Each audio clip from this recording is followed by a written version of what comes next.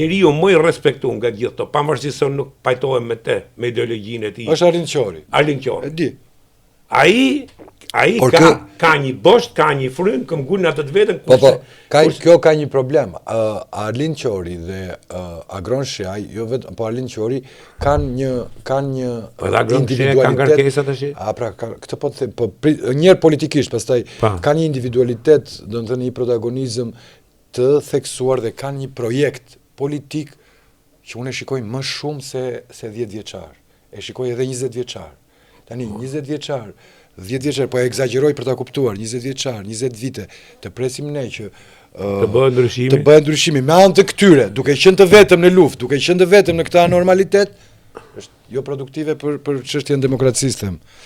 Nuk kemi vim prapë ke ajo që ne jemi se ne sinqerisht në gjën studio kemi diskutuar, të gjithë flasin ne intelektuale se duan intelektuale se duan. Ç'është kjo më? Ç'është kjo se kam thënë dhe herë tjera, 35 vjet në Amerikë, nuk kam në gjuhë njëri thotë unë jam intelektual. Nuk kam në gjuhë në studio televizive në intelektualet. Ne pikërisht se kemi ato që quhen elita intelektuale, të komprometuara. Mos themi më një tjetër një gjë. Të konformuara. Që shohin, nuk shohin, po e them cop jashtë bëthës vet, nuk shohin jashtë bëthës vet. Jemi në këtë gjendje.